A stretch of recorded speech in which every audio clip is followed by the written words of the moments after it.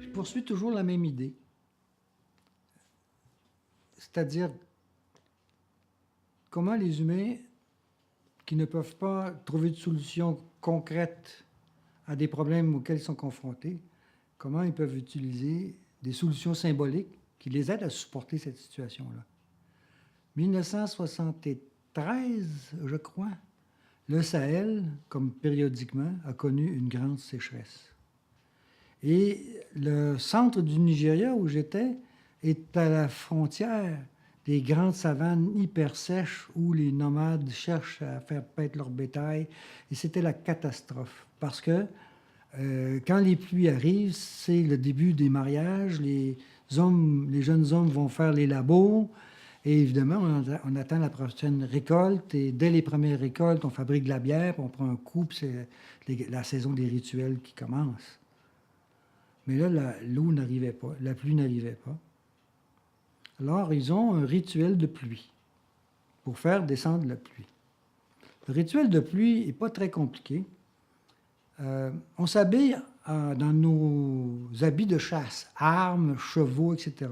Ce que l'on ne fait jamais, puisque la saison de la chasse, qui est la saison sèche, n'est jamais en continuité avec la saison des pluies, la saison des labors. On ne chasse pas à cheval et collectivement, par groupe, durant la saison des labors. Évidemment, il y a tous les travaux à faire.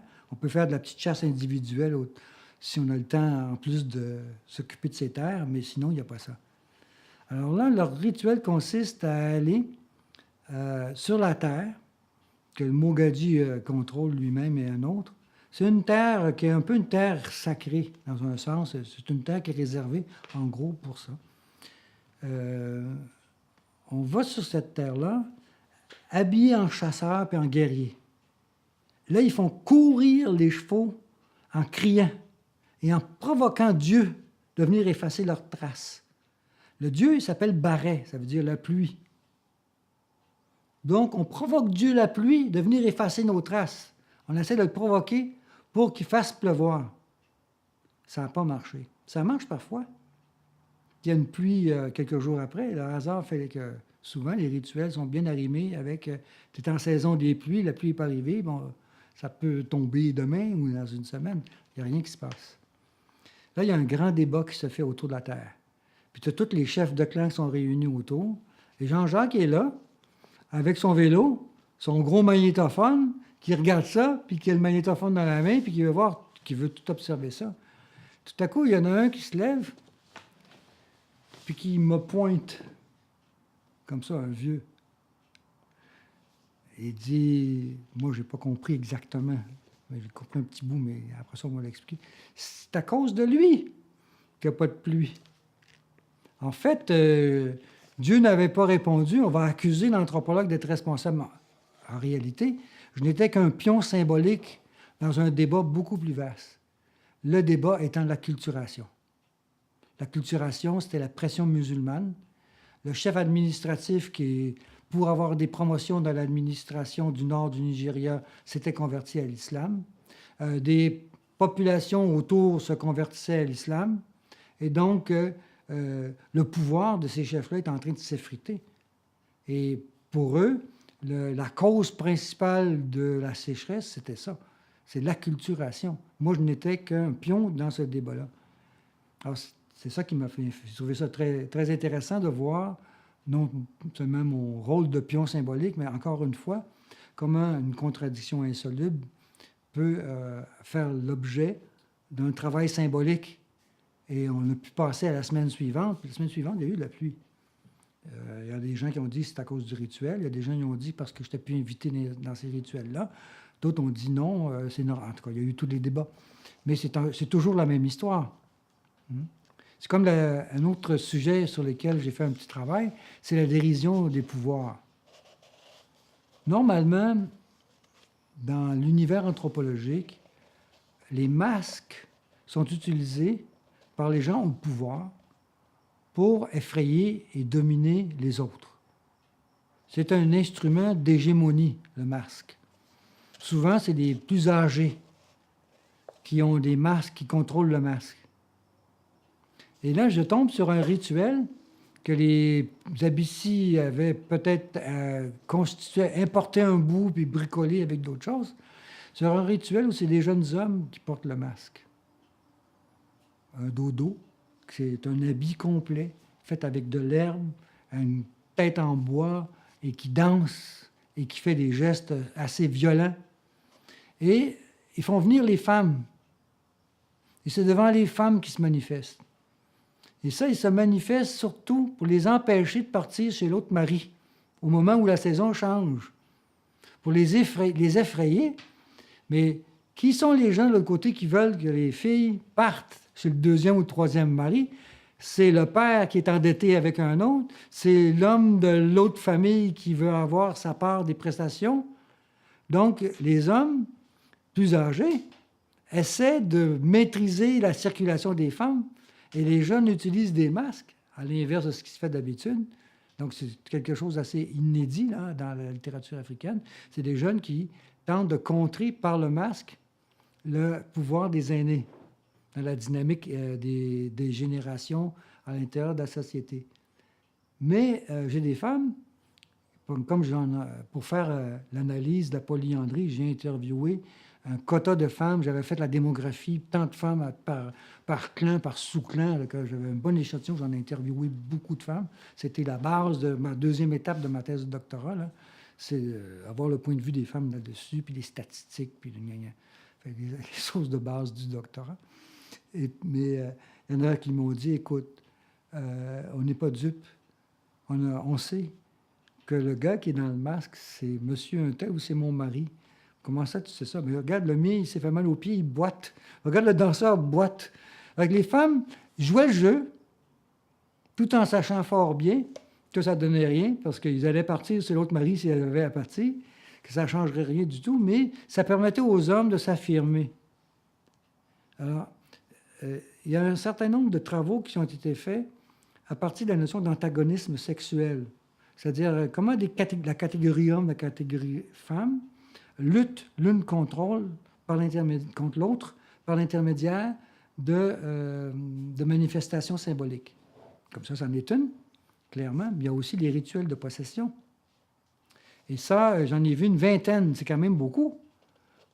Observer, photographier, c'est à peu près... J'avais un appareil photographique primitif d'étudiants pauvres, un petit machin de rien, mais j'ai réussi à avoir un peu de documents que je pourrais vous montrer sur les rituels de possession. Alors, les rituels de possession abyssi, ça s'appelle le bourri. Bourri, c'est un rituel qui est emprunté au Hausa du Nord. On voit là la diffusion d'un paquet de mécanismes réinterprétés pour des fins utilitaires, symboliques chez eux. Comment les femmes peuvent-elles faire part aux hommes de leur désarroi devant le système de mariage et devant leur statut? Comment peut-on communiquer ça sans rentrer dans un débat personnel avec son mari? Et surtout, tous les problèmes d'accouchement, de survie des bébés. Là, une femme qui perd son bébé chez un homme s'en va chez l'autre ensuite parce qu'elle cherche l'endroit qui va être le plus propice pour qu'elle puisse avoir des enfants. Parce que le changement de mari, ce n'est pas un caprice. C'est souvent un calcul pour améliorer la fécondité. Enfin, elles font toutes sortes de calculs, les femmes. Là. Il y a toutes sortes de procédures pour déterminer qui est le père et tout. Enfin, il y a plein de détails. Là. Mais elles ont mis au point avec un certain nombre de musiciens, un musicien aveugle en particulier, qui est le grand chef de tout ça. Les aveugles voient le monde invisible. C'est commun de penser ça. Eux pensent ça aussi parce qu'ils n'ont pas la vue, la cécité et la porte sur le monde aveugle. Alors, les femmes vont être possédées par des esprits. Ces possessions les amènent à se comporter dans des danses, un peu comme les maîtres qui les chevauchent, parce que c'est une chevauchée, ça ressemble beaucoup au vaudou haïtien. Ce chevauchement par des esprits les amène à se comporter de différentes façons. Par exemple, la masculinité s'exprime beaucoup par la chasse et la guerre. Il n'y a plus de guerre maintenant, c'est la Pax Britannica, la Pax nigérienne, mais la chasse continue, mais le fait d'avoir un cheval, d'avoir des armes, d'avoir des flèches, d'aller chez le forgeron pour sortir avec une lance, tout ça, c'est très important pour la masculinité. Et quand ils reviennent avec un léopard ou un phacochère, je pourrais vous raconter des histoires de chasse merveilleuses, chasse au phacochère et tout, dans la savane, à pied, à 80 degrés de température, et couché dehors. En tout cas, c'est quelque chose, la chasse, pour les piétons. Les femmes savent que les hommes se vantent de leur pouvoir de chasseur. Parce que c'est non seulement une lutte pour l'animal, mais c'est une lutte avec les esprits de l'animal. En fait, il y a tout un contexte. Là, la force, c'est pas juste matériel, c'est aussi symbolique. Elles vont être transformées en grands chasseurs. Le forgeron leur fait des petites arcs, des petites flèches miniatures. Et des objets familiers, comme le mortier, et deviennent une proie. Et dans leur mime, elles deviennent des chasseresses. Tue l'animal en question. Prends l'animal, le lève en dessous de bois. C'est le mortier. Et j'ai tué un animal, un phacochère, plus gros et plus puissant que le phacochère que mon mari apporte à la maison. Un commentaire critique sur la masculinité et de son... C'est comme si c'était un rituel de femme qui prend le bâton de hockey, qui le casse, qui dit « on est plus fort que les joueurs de hockey dans la Ligue nationale ». C'est à peu près la même mentalité. Les rituels de possession discutaient de plusieurs sujets. Il y en a un, entre autres, qui était de ces rituels-là, qui est assez particulier parce que les femmes se mettent debout et il y a 4-5 femmes qui tiennent un tissu au-dessus de sa tête. Ça fait comme un paravent. Et là, elle est en dessous, elle est en transe, parce que tout ça, ça se fait par une transe. La possession se manifeste par la transe, c'est-à-dire un état de dissociation visible. Et il y a quelqu'un qui arrive avec de l'eau, une calebasse d'eau, jette la calebasse d'eau. Pendant ce temps-là, l'autre reçoit l'eau à travers le tissu, puis elle crie « gork, gork, gork, gork, gork, gork, gork, gork, gork, gork, gork, gork ». C'est assez mystérieux. Mais c'est pas si mystérieux que ça. C'est qui, ça? Ça, c'est l'officier colonial britannique qui passait dans le coin pour faire l'administration indirecte des Anglais. Donc, aller voir le chef, puis voir ce qui se passe. Est-ce qu'il y a des richesses à voler dans ce territoire-là? Il prenait sa douche. Puis il se gargarisait. Puis son gargarisme est devenu gog. En fait, c'est toute une mise en scène d'une critique du pouvoir colonial tel qu'ils l'ont vu, eux, au niveau local. Donc, pour manifester cette tension-là qu'ils ont vécue à l'époque, et surtout pour créer cet espace entre eux qui ont connu, qui se rappellent du colonialisme et les nouvelles circonstances avec les musulmans qui viennent chercher leurs impôts chez eux, bien là, évidemment, il y a un moyen symbolique pour... Alors, tous les rituels de possession possédaient des thématiques comme ça, où la possession disait socialement beaucoup plus que je suis en crise parce que j'ai perdu mon bébé. Ça arrivait, ça aussi.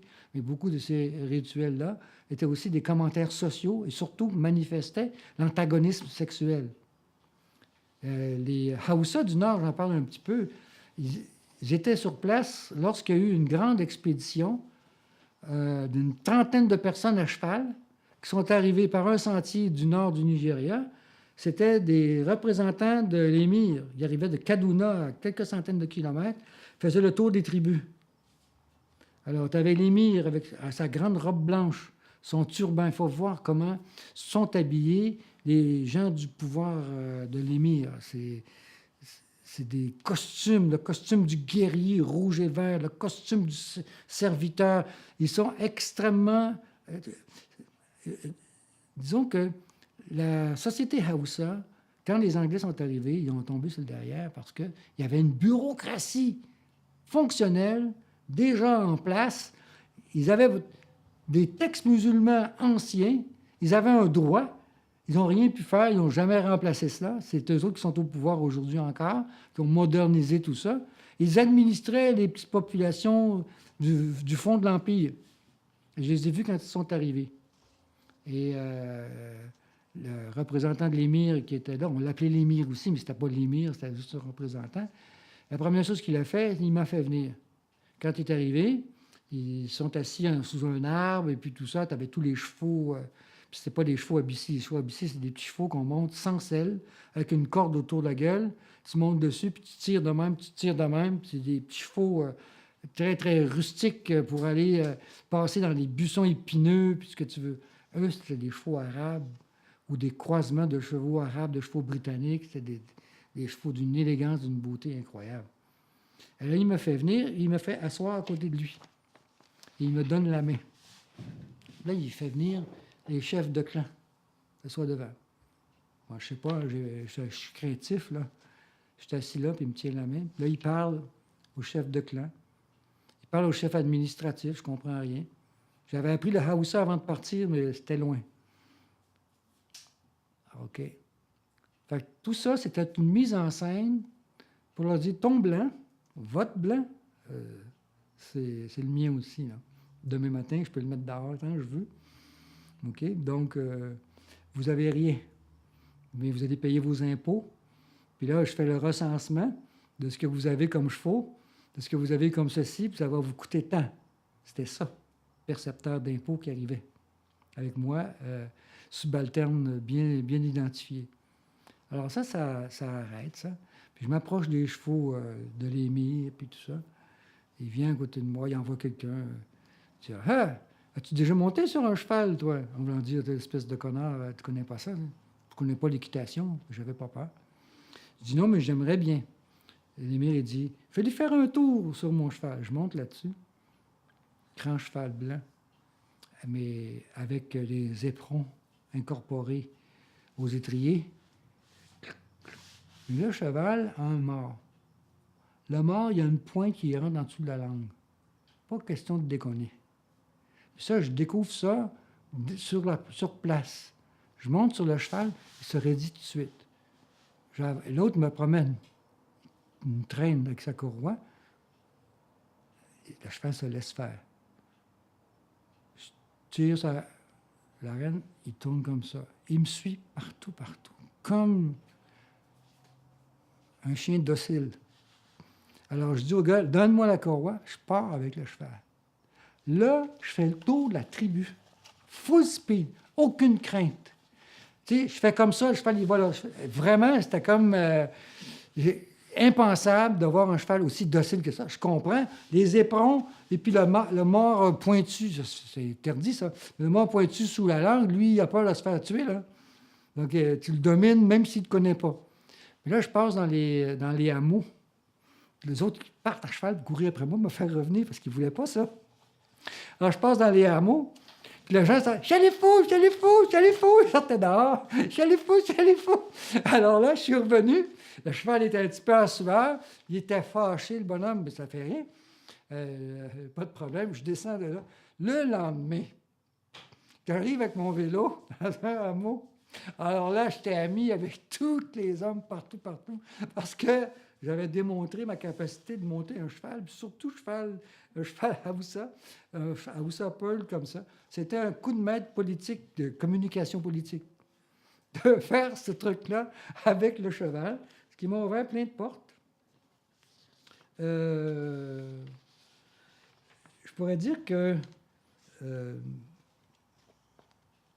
cette dimension symbolique-là que j'ai appris à reconnaître au Nigeria, et surtout avec Jean-Claude Muller, de construire des modèles structuraux qui, pour moi, me parlaient parce que ça me permettait de faire des comparaisons. Puis je crois à la méthode comparative pour essayer, un peu comme les histoires de fait avec les mythologies, pour essayer de trouver un sens autre que celui des déterminismes locaux.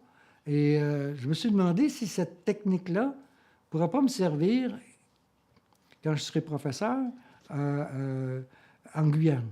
Alors, quand je suis revenu, puis j'étais prof à Laval, je suis retourné en Guyane. J'ai fait des projets de recherche à partir d'une théorie inspirée des modèles structuraux du plateau. C'est-à-dire,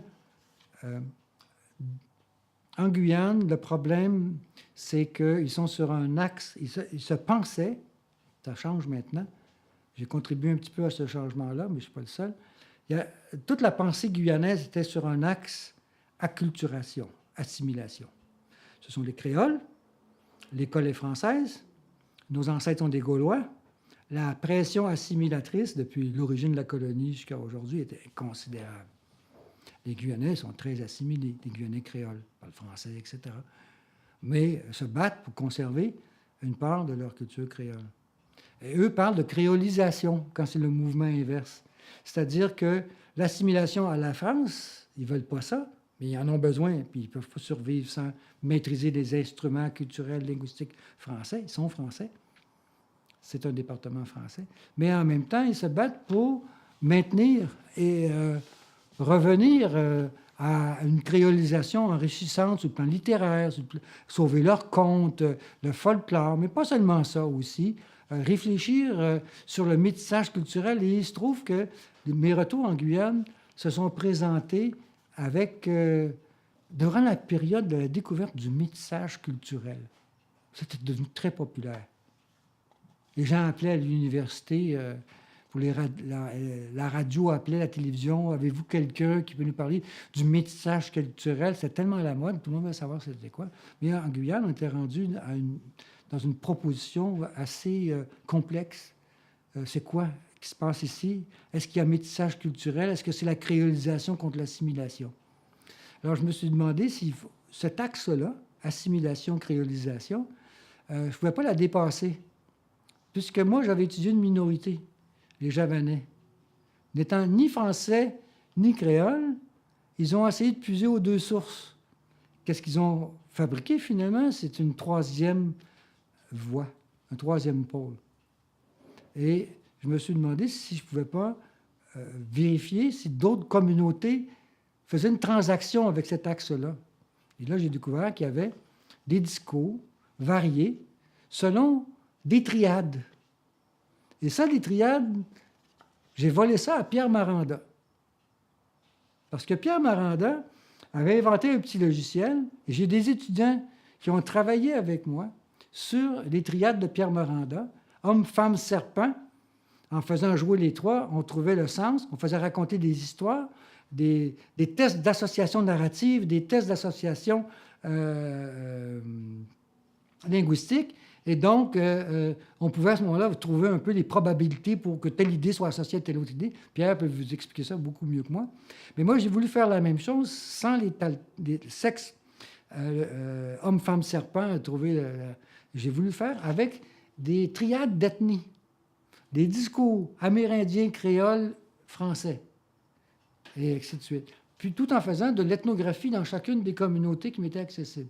J'ai recruté des étudiants pour faire ça avec moi.